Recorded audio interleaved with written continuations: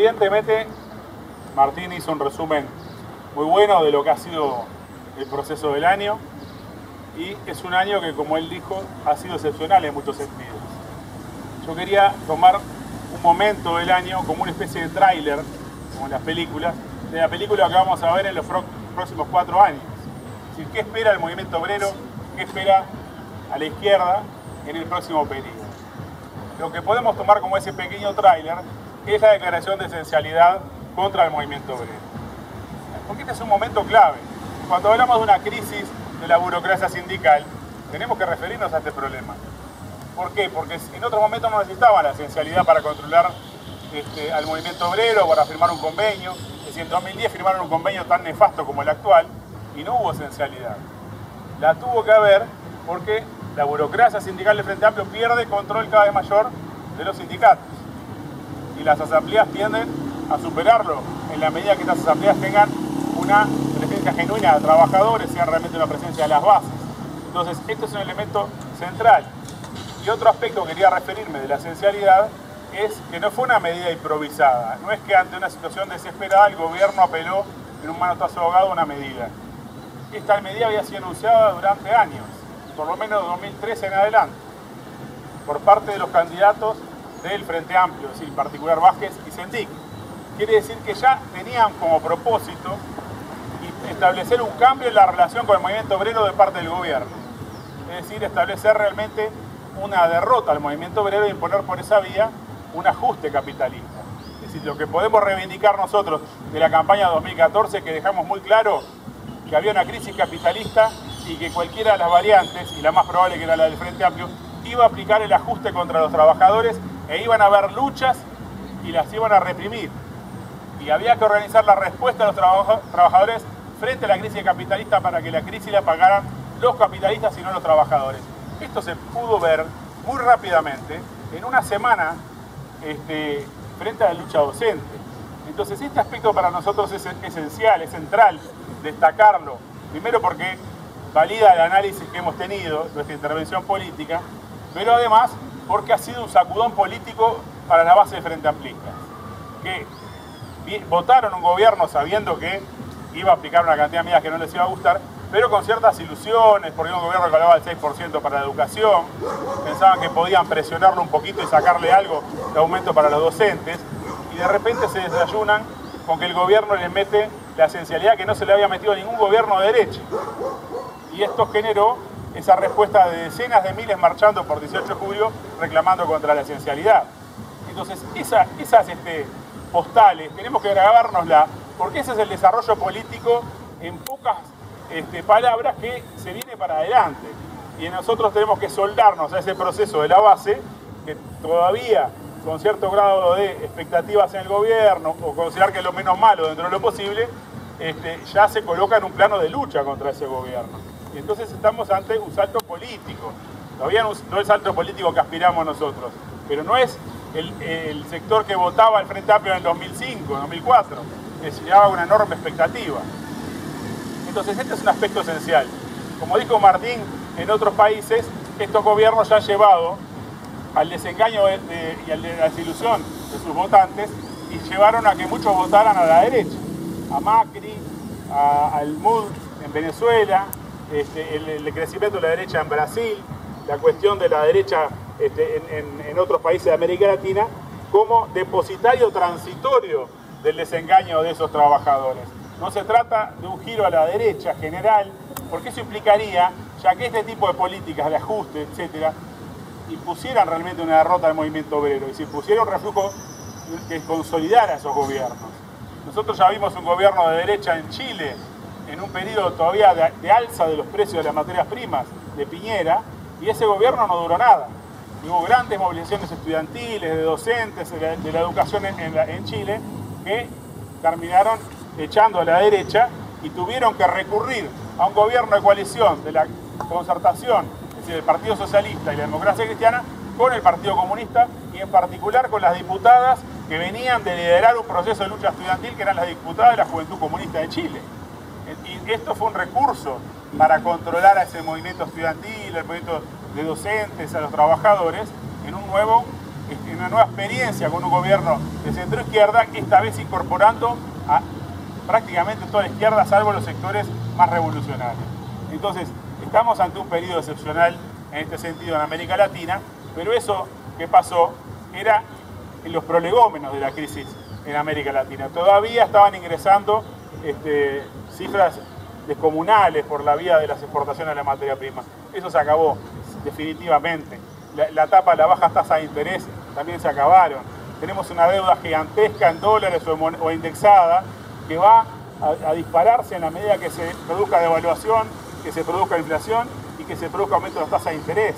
Por lo tanto, esto que por ejemplo estamos viviendo ya con ANCAP es también un atisbo de lo que vamos a ver, porque la pérdida de ANCAP, la pérdida de patrimonio de ANCAP equivale al crecimiento del PBI de todo el año, según lo que pronostican ellos que va a crecer, en torno a los $1.000 millones.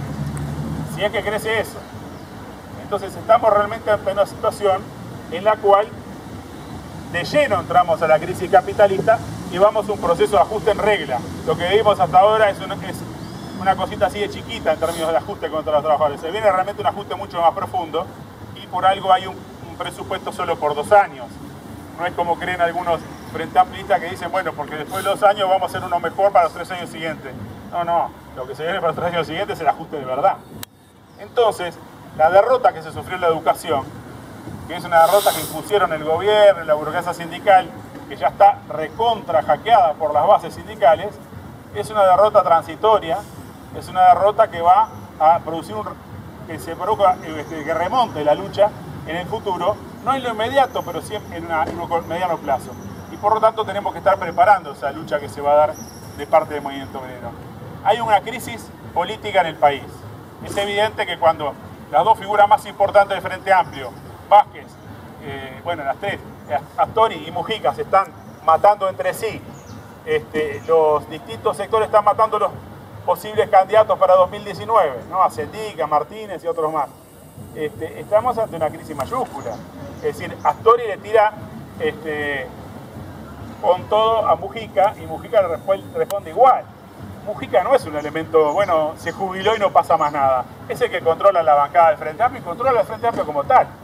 Por lo tanto, esta crisis coloca una agudización de las dificultades del Frente Amplio para gobernar y para llevar adelante el ajuste. No porque estén en desacuerdo en torno al ajuste, están de acuerdo.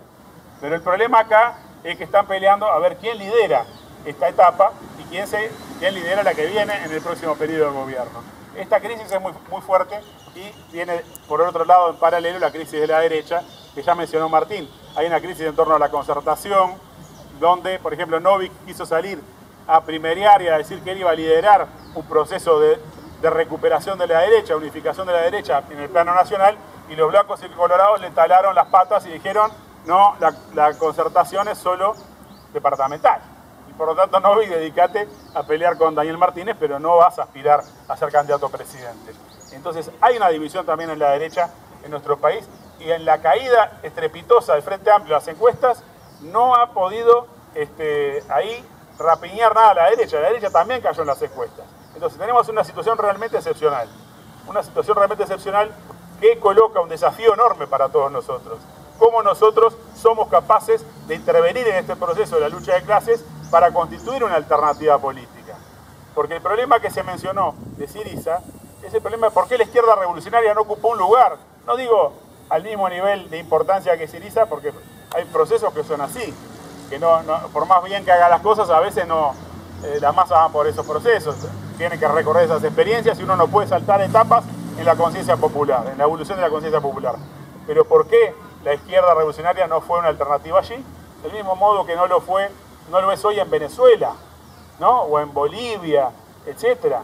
Entonces, para nosotros esto es un desafío muy grande, porque cuando se agotan las expectativas en el Frente Amplio, el problema es ahora nuestro, cómo nosotros somos capaces de liderar un proceso de todo un sector de la vanguardia obrera, estudiantil y popular para enfrentar a este gobierno. Por ejemplo, hay un elemento que debe ser señalado y es clave. Hubo un congreso de la Federación de Profesores de FENAPES que resolvió un documento político que dice que el gobierno del Frente Amplio ya no puede ser considerado un gobierno en disputa como colocaba el Partido Comunista.